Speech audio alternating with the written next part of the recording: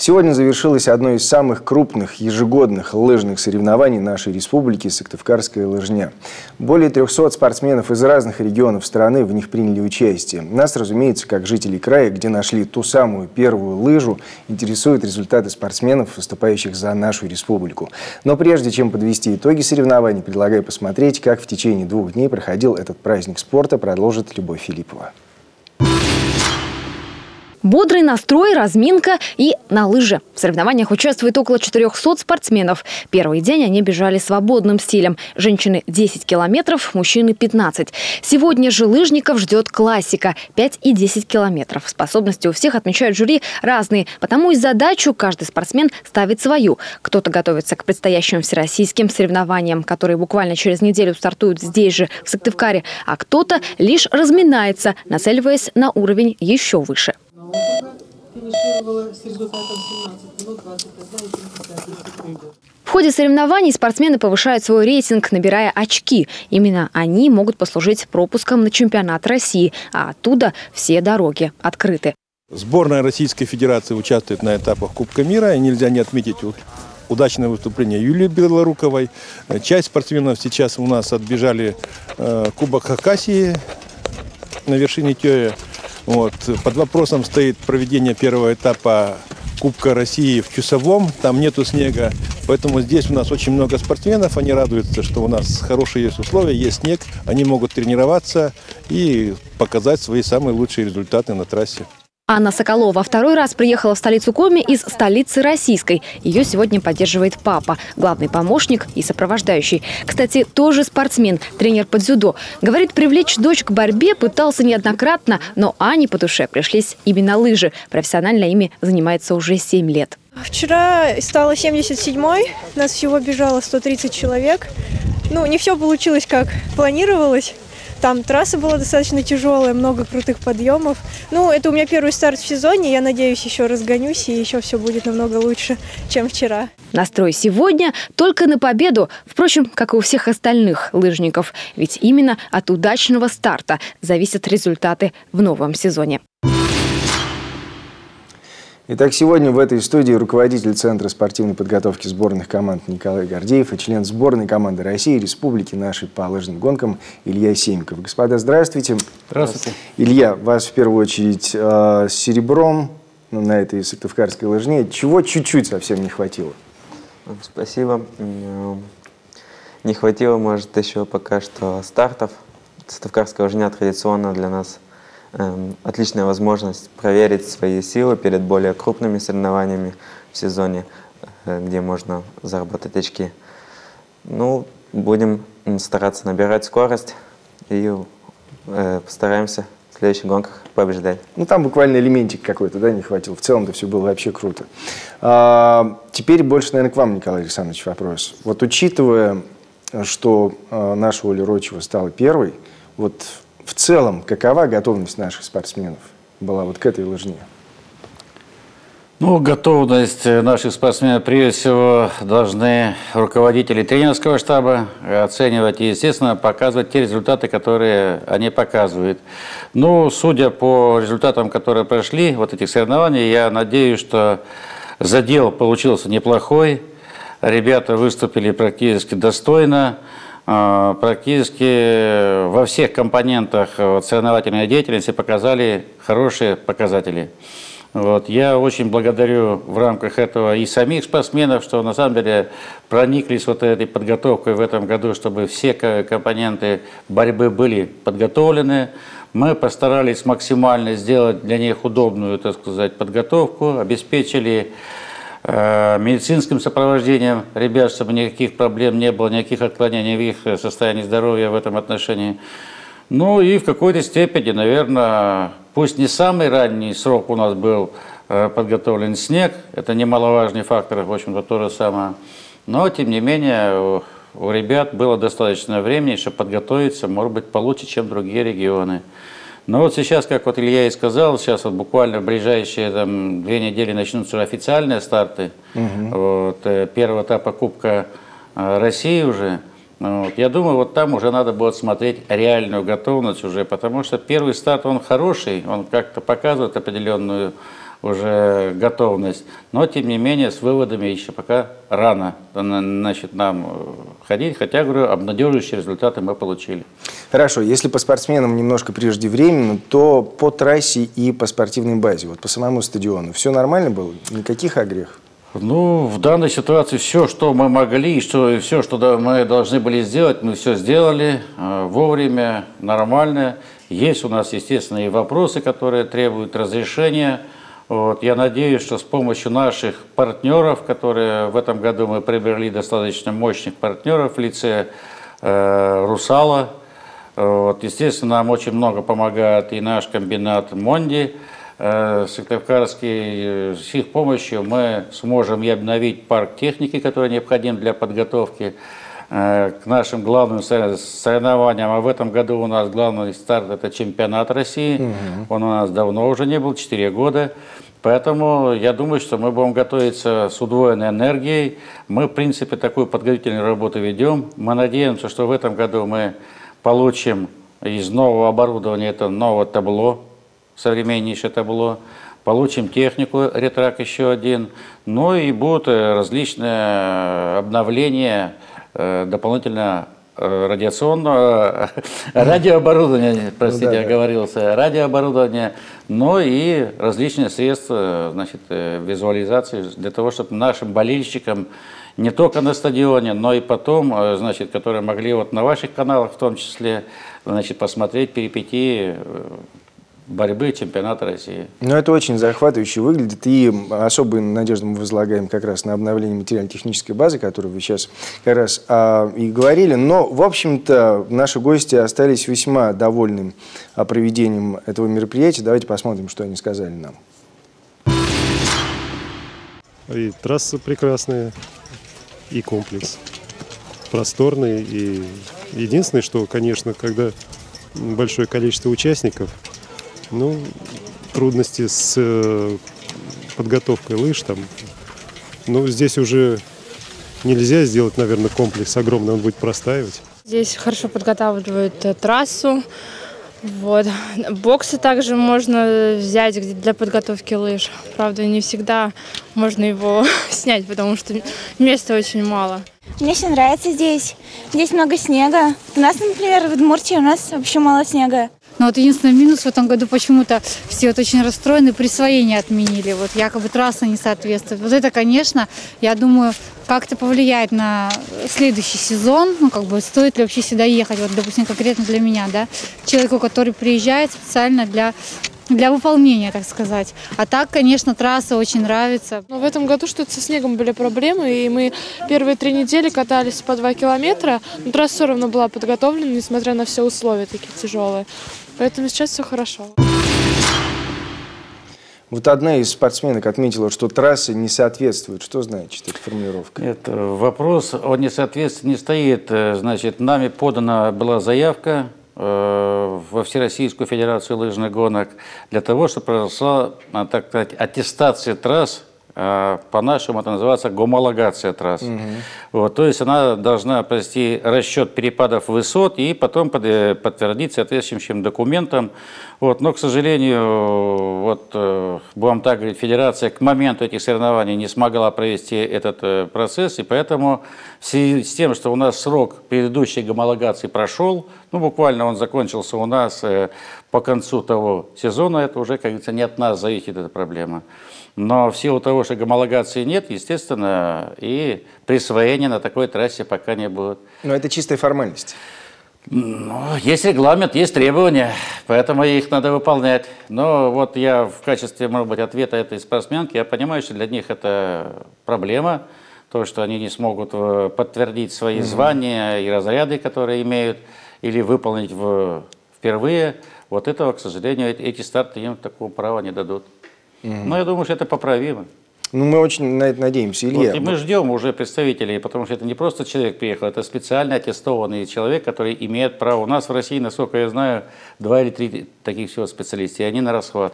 Но мы в ближайшее время ждем такого специалиста. Да. Это главное. Илья, вот скажите, вы много путешествуете в рамках своей спортивной жизни и, я надеюсь, что очень успешной карьеры. Вот на фоне других регионов наша лыжная база, если мы говорим о спорткомплексе имени Раисы Сметаниной, она вот на фоне других как смотрится? Ну, я бы сказал, то, что наша база на стадионе имени Сметаниной на российском уровне это одна из лучших, наверное, да? Баз. И я думаю, даже ничем не уступает международным базам. Все соответствует стандартам. Не, ну а может была какая-то, которая вот очень вас впечатлила и к чему нам стоит стремиться? Где, допустим, не были наши еще чиновники от спорта? Тюмень. Вы знаете. Хороший, значит, стадион, очень компактный, продуманный.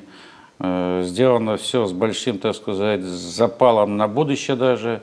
И самое главное, вот у них был генплан строительства. Мы, к сожалению, строим от момента к моменту. И не всегда, так сказать, увязываются некие компоненты вот таких технических решений. Но, тем не менее, нашей базы достаточно для проведения всевозможных соревнований. Но я бы так сказал, что наш лыжный комплекс является, наверное, одним из старейших уже теперь, потому что он строился и введен в строй был в 1977 году, и соревнования проходили еще на нем раньше.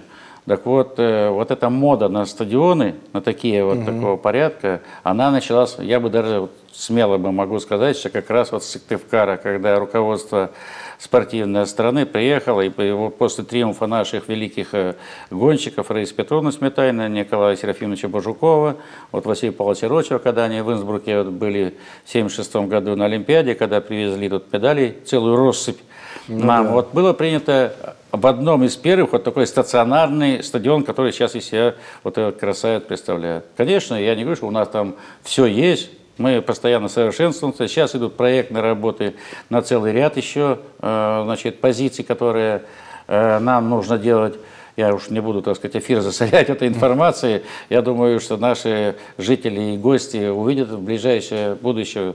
Есть все основания так говорить. Вот, я думаю, что работы начнутся уже следующим летом. Отличные новости. И не зря вы, кстати, может быть случайно, а может быть и нет, затронули вопрос исторической памяти о наших лыжниках, потому что мы знаем, что у нас действительно великие спортсмены есть, и вопрос преемственности, он остается, потому что нам уже сейчас очень интересно знать, кто сменит их вот на таких серьезных спортивных постах. Давайте посмотрим, что говорят наши профессионалы на этот счет. Сейчас очень много всяких соблазнов у детей, но чтобы ребенка привить к лыжному спорту, нужно, во-первых, конечно, хороший инвентарь, качественный. Если будут лыжи расстегиваться, или ботинки маленькие, или большие, наоборот, конечно, какой ребенок пойдет туда? Поэтому надо немножко потратиться, это, правда, дороговато, но зато уже действительно ребенок полюбит лыжный спорт. Гулять больше, выходные. У нас возможность в Сыктывкаре отличная гулять с детьми. А потом, конечно, очень рано записывать в секцию тоже не надо. Надо, чтобы немножко детский организм окреп. Но у нас хорошие детские тренера работают на Одиновской базе, там рядом база. И у них результаты растут, они не форсируют подготовку. Сначала катаются в догонялки, играют, чтобы привили лыжный спорт, а потом уже всерьез начинают заниматься.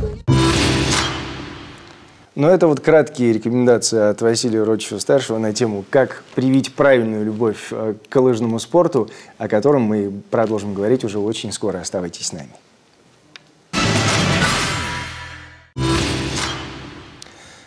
Продолжаются детали дня на Юргане. Сегодня мы говорим о нашем профессиональном лыжном спорте. И в этой студии руководитель Центра спортивной подготовки сборных команд Николай Гордеев и член сборной команды России нашей республики Илья Семиков. И мы закончили на том, кто станет нашими новыми Рочевыми, Сметанинами.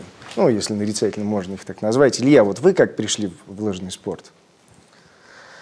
Пришел в лыжный спорт я, наверное, в лет 10. К моему первому тренеру Попову Ивану Трофимовичу. Сами пошли или родители? Вот это самое главное. Родители, наверное, больше отправили на базу. Ну вот и хочу спасибо ему сказать за то, что он привил любовь к спорту. И сейчас это очень помогает бороться с различными неудачами, с поражениями. Вот. Но у вас был какой-то момент, там, именно в начале вашей, даже не карьеры, а обучения, что вам надоело, когда, допустим, на 3 классе музыкальной школы кто-то бросает это? Было это хоть раз у вас? Да, такого особого не было, потому что было интересно, у нас было много человек, кто посещали спортклуб, и тренер как-то нас заинтересовал постоянно. И мы туда с удовольствием шли. Даже вот за школьные годы я не припомню момента, чтобы мне бы на тренировку так особо не хотелось идти. Там было всегда весело, было чем заняться, так что мы туда все стремились, наоборот. Ну, это очень здорово. Но вот если мы говорим о подрастающем поколении, кто-то у нас на горизонте уже виден, чьи-то фамилии, может, мы можем уже назвать? Ну, я полагаю, что вот наш коллега, который сегодня сидит, один из самых, я считаю, перспективных спортсменов, и я думаю, что ему еще бегать и бегать, и я думаю, что у него впереди очень славно будет спортивная карьера. Я это говорю не просто для красивого словца, потому что я знаю его параметры, его возможностей. Надо, так сказать, чтобы сошлись все звезды в одном месте, я думаю, что у него впереди все еще будет. Вот. А также у нас целый ряд спортсменов, которые находятся в основной сборной. Это то же самое, говорю, Юлия Белорукова. Сейчас вот она призер была этапа Кубка мира. Она же совсем молодой спортсмен. Можем сказать, Андрей Некрасов у нас с Усть-Вымы. Значит, кстати, Илья, он с Усыльмы начинал. Да, мы в курсе. Вот. С Усть-Вымы, значит, Андрюша Некрасов. Это очень талантливый гонщик, который, в общем-то, тоже, мы надеемся, что он тоже будет говорить в ближайшее самое необходимое время. Значит, ребят очень много талантливых в республике. И я бы так сказал, что вот последние годы вот они на таком уровне ворвались в большой спорт. И вот тоже вот Илья Порошкин, который сегодня сейчас вот гонку выиграл. Вот. Это ребята, которые шли вот буквально за 2-3 года последних, вот они вот, такими семимильными шагами, в общем-то, поднимались вот по иерархии лыжной, будем говорить. И я вот надеюсь, что вот тот коллектив, который сейчас сформировался у нас в центре, вот ближайшие 2-3 года даст очень хороший, так сказать, бой сильнейшим нашим спортсменам, которые сейчас вот выступают на этапах Кубка мира. Вот, кто-то будет сейчас выступать на Олимпиаде, если все будет удачно сложится для нашей команды, для нашей страны. Вот. Поэтому я бы так вот с десяток сказал бы таких очень крепких ребят и девчонок, которые у нас республику сейчас представляют на самом высоком уровне, на самом российском уровне, я говорю. Главное, чтобы они понимали ответственность, но я хочу поговорить о совсем наших юных спортсменах, потому что в Сосногорске такие есть, даже не один такой спортсмен, давайте посмотрим. Перспектива есть. Вот у нас перспектива. Как раз девчонки маленькие у нас 2002 года. Трое у нас в сборной Республики Коми. И плюс еще у нас Юлия Черненко. Это уже по юниоркам. Вот вчера она была лучшей из наших. Немножко не хватило ей до мастерского норматива. В республике, да, нам создают условия. Мы, словно говоря, 5 учебно-тренировочных сборов мы проводим за счет республиканских денег. Готовиться можно, конечно, на уровне. Единственное, что вот у нас сейчас пока проблема, поедет ли вообще наша сборная на Олимпийские игры. Но это уже как бы не нашего уровня вопросы. Ну, повода не верить этому человеку нет, поскольку это как раз и есть тренер Юлии Белоруковой, который показывает отличные результаты. И будет, я думаю, что нас продолжать радовать. С нами на связи министр физической культуры и спорта нашей республики Николай Бережной. Николай Михайлович, здравствуйте. Здравствуйте.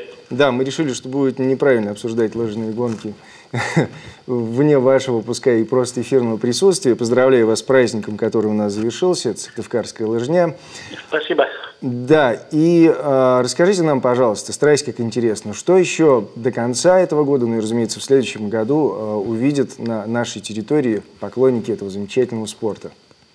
Ну, наверное, добавляя информацию от директора Центра спортивной подготовки сборных команд Гордеева Николая Александровича, хочу сказать, что в этом зимнем лыжном спортивном сезоне запланировано проведение на базе лыжного комплекса имени Раисы Сметаниной 10 всероссийских соревнований и более 10 республиканских.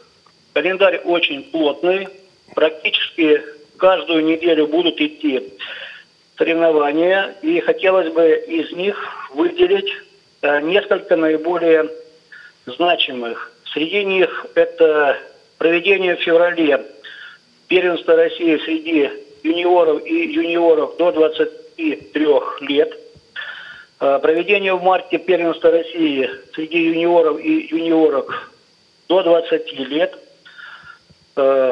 Однозначно пиком сезона и самым важным мероприятием станет проведение чемпионата России среди мужчин и женщин, который будет проведен с 23 марта по 1 апреля и закроет всероссийский лыжный сезон, традиционные всероссийские соревнования на призы Раисы Петровны Сметаниной среди юношей и девушек 15-16 лет, которые пройдут с 3 по 8 апреля.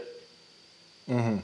Ну, звучит объемно и зрелищно, и как раз о зрелищности. Мы с вами знаем, что помимо спортивных достижений, это еще и просто спорт, на который интересно смотреть, за которым интересно наблюдать. Мы знаем, что вот со строителем у нас история изменилась. Мы видим забитые трибуны и большой интерес болельщиков. С лыжными гонками у нас какова ситуация в плане болельщицкой любви? Я думаю, что ситуация изменится.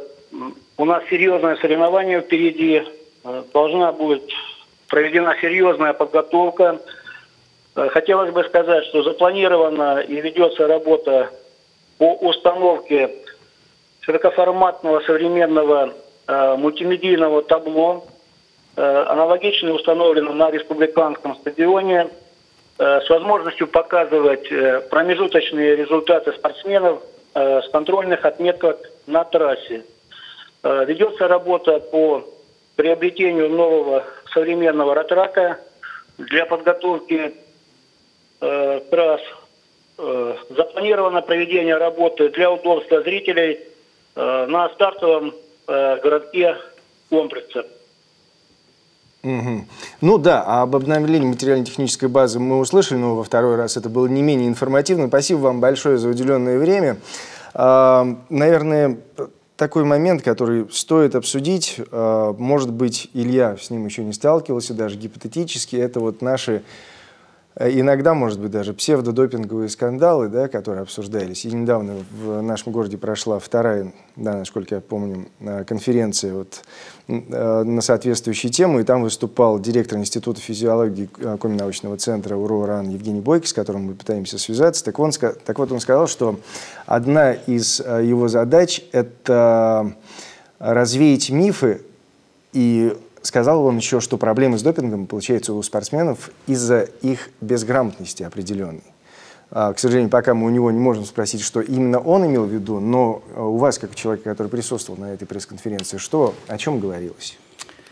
Ну, здесь на самом деле проблема, вот, наверное, точно и была сформулирована, что не потому, что вот вынуждают спортсмена, чтобы показать лучший результат, потому что ну, этого не надо, и все это прекрасно понимают, и работа в этом плане ведется. Но иногда спортсмен получает вот эту соответствующую субстанцию запрещенную, даже не думая, что он делает. Бывает, там какое-то лекарство принимают, вроде бы название вполне нормальное, но когда он принял, значит, естественно, выявляется то, что субстанция в этом лекарстве, она присутствует, которая запрещена. Это первый вариант, который может быть. Вот. И иногда бывают такие бытовые, чисто, так сказать, случаи, которые на самом деле бывают до смешного. Вот помните, был случай, когда один спортсмен получил некую, так сказать, дозу запрещенного препарата во время поцелуя. Хотя верится с трудом такие вещи, но тем не менее вот таких вот бытовых вот случаев бывает вполне достаточно. Поэтому ведется очень большая работа для того, чтобы спортсмены не просто знали, но неукоснительно выполняли. Мы проводим и тестирование ребят, которые проходят определенный курс обучения, и практически ребята постоянно под контролем для того, чтобы вот на самом деле таких случаев не было, чтобы не было вот такого самостоятельного приема лекарств. Это же все очень вот, так сказать, фиксируется. Наши врачи смотрят за этим делом и смотрят, значит, когда в случае даже по показаниям прием каких-то лекарств происходит, то, естественно, тут 10 раз проконсультируемся, прежде чем принять необходимо лекарство в виде лечения. Допустим. Да, теперь мне понятно, мне подсказывают, что мы сумели дозвониться до Евгения Бойко. Евгений Рафаэлович, здравствуйте. Добрый вечер. Николай Александрович тут вкратце за вас нам обрисовал ситуацию и, возможно, тот подтекст, который вы имели в виду под развеянием мифа о допинге.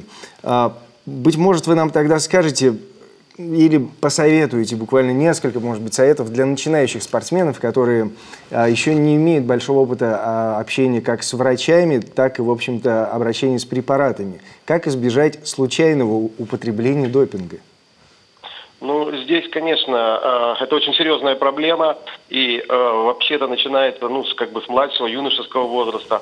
То есть, прежде всего, спортсмены должны отчетливо понимать вред допинга, вот этих веществ, которые включены в списки, и что если человек думает о том, что он там один разочек примет, другой разочек примет, и это все, ничего особенного, нет. Эти препараты, как правило, зачастую справедливо включены в эти списки. Опасность представляет ситуация, когда случайность, то есть в каком-то препарате есть, в каком-то нет. Но я вам хочу сказать, что спортсмены, которые взрослые уже, те, которые в сборных, они ведь прекрасно знают, что есть сайт РУСАДА, то есть те сайты, на которых есть перечни, они постоянно в свежем состоянии, то есть все какие вещества туда включены, это проверить можно, это секунду буквально составляет, и поэтому разговор о том, что спортсмен не информирован или еще что-то, это, в общем, честно говоря, в значительной степени, немножко лукавство. Другое дело, что какие-то препараты могут действительно случайно попасть, умышленно или неумышленно, скажем, с продуктами питания или еще с чем-то. Этого никто не исключит, но дело в том, что, в общем, система контроля, чтобы человек не принимал допинг, она выстроена. И, в общем, все знают спортсменов, то есть какие он покажет результаты. Если вдруг ни с того ни с сего человек выигрывает гонку, но это вызывает вопрос. И, в общем, в нашей сборной, в республике, то есть у нас наши спортсмены, они такие, люди уже сложившиеся, то есть мы за ними наблюдаем, разговариваем, если у ребят есть вопросы, мы им поясняем. В общем-то, все заинтересованы, чтобы был результат, но не за счет, своего организма. Такой мой ответ. Понимаете, эта система, она в России есть. Просто, и в республике в том числе. Она отлаженно работает. Да, в общем, я не знаю, может быть, Николай Александрович меня поправит, но мне кажется, мы наших спортсменов, членов сборной команды, у нас есть система, в подготовительный период мы их несколько раз тестируем, спортсмены к нам приходят, у нас есть все координаты, у них наши координаты. Если есть вопросы какие-то, по-любому вопросу, касающимся здоровья, травм или еще, мы их, естественно, консультируем, естественно, и тренеры в курсе обращаются к нам. И, в общем, в нашей республике, по крайней мере, наши лыжники, мне кажется, не чувствуют себя так, покинутыми в каком-то смысле. Да. Хорошо, Евгений Рафаэлович, спасибо большое, мы вас поняли. В общем, вывод простой. Если не уверены, не употребляйте, а если хотите удостовериться, как сайт называется еще раз? У РУСАДА есть сайт специальный. Да, зайдите, и там каждый день обновляется информация. Мне подсказывают, что время у нас заканчивается. Господа, спасибо вам большое. Удачи во всевозможных наших спортивных мероприятиях. И я, кстати, хочу сказать, что Юрген не отстает в спортивной жизни. Например, параллельно с забегами первого дня на Сыктывкарской лыжне участники реалити-шоу ГТО, это совместный проект телеканала Юрген и Минспорт и Коми, выполняли норматив по лыжам на лыжной базе «Динамо». И согласно своим возрастным ступеням, герои должны были пробежать 2, 3 или 5 километров за определенное время. Большинство участников выполнили норматив на золото, приложив немало усилий и доказали, что сыктывкарец значит лыжник. На финише некоторые просто падали с ног. Ура! Я победила! Я проиграла, я победила! Итак, 1 декабря в эфире нашего телеканала смотрите 7-ю, предпоследнюю серию реалити-шоу ГТО в 20:35. Ну а детали дня можно посмотреть на сайте jurgen.rf и посредством функции видео по запросу IP телевидения Ростелекома. Всего доброго!